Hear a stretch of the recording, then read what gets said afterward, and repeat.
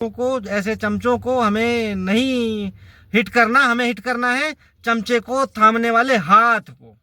हाथ किसका है? कांग्रेस का है। और कांग्रेस किसकी है? सोनिया गांधी जी की है। भोजन खबर दिल्ली के सभी दर्शकों को सादर जय भीम।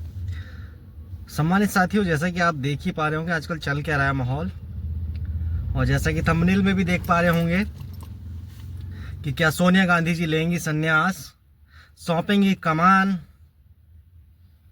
फेंके हुए टुकड़ों पर पलने वाले चमचों को।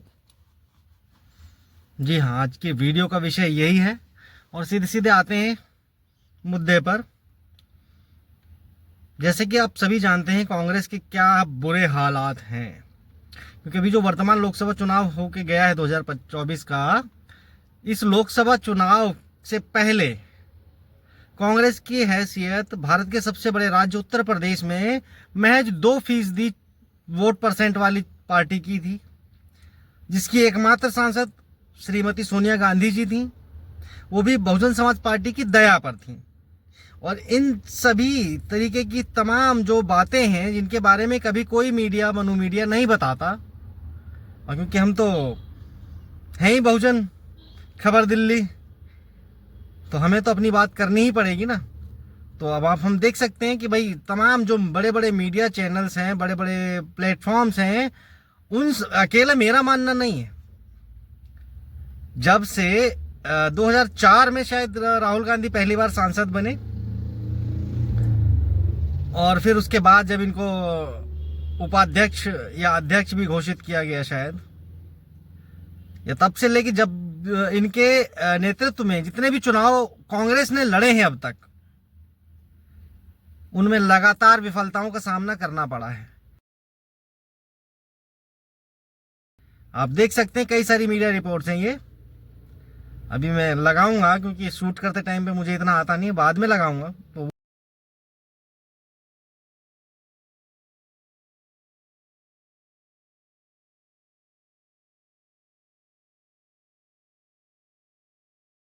वो आप देख सकते हैं कि ये जो मीडिया रिपोर्ट्स हैं, इन तमाम मीडिया रिपोर्ट्स में कोई कह रहा है 89 हार, 89 डिफीट्स कंटिन्यूअसली, और तमाम इस तरीके की बातें हैं। ये भी देख सकते हैं आप, है ना।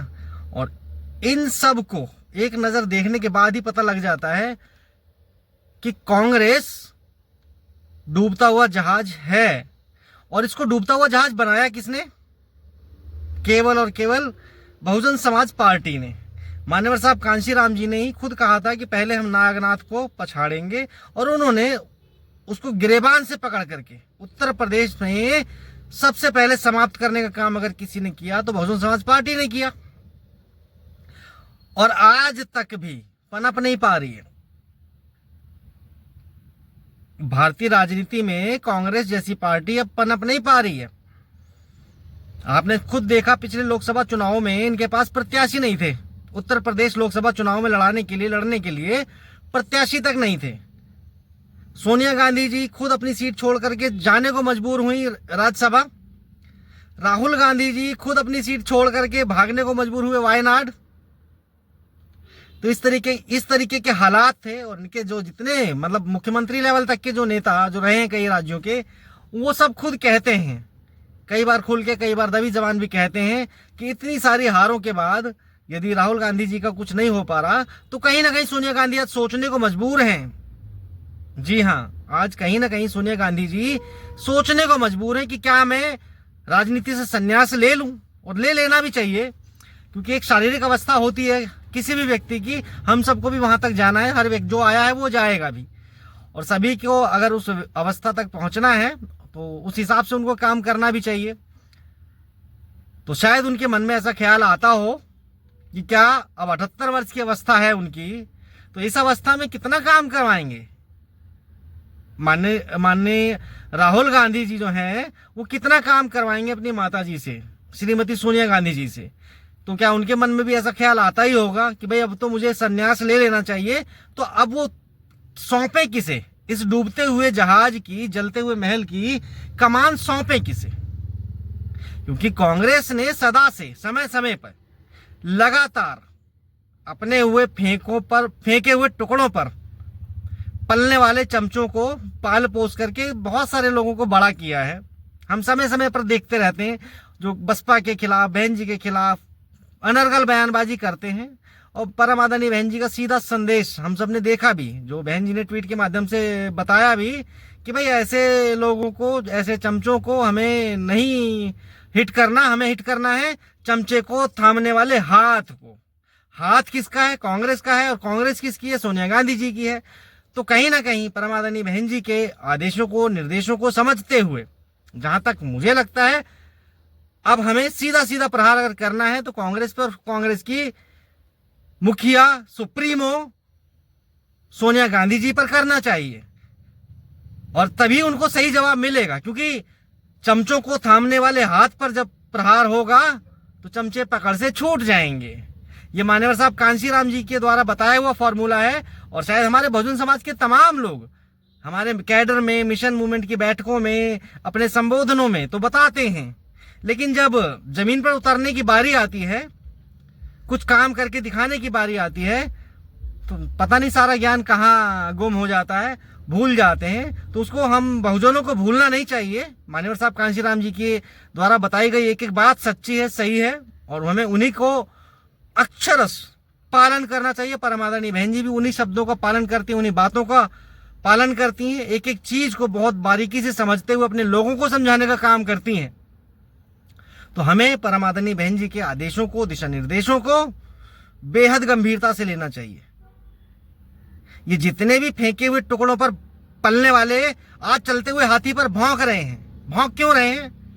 देखा ना अभी गुजरात में कांग्रेस के क्या हश्र हुए, दिल्ली चुनावों में कांग्रेस के क्या हश्र हुए, उत्तर प्रदेश चुनावों में भी क्या हाल थे। उसे लाल टोपी वाली जैसी क्षेत्रीय पार्टी से, गुंडों मवालियों की पार्टी जिसे कहा जाता है आम बोलचाल की भाषा में, गुंडे मवालियों की पार्टी तक से गठबंधन करना पड़ा। और एक राष्ट्रीय पार्टी को मतलब देखा हम सब ने 63 और बाकी बची 17 सीटों पर कांग्रेस लड़ी।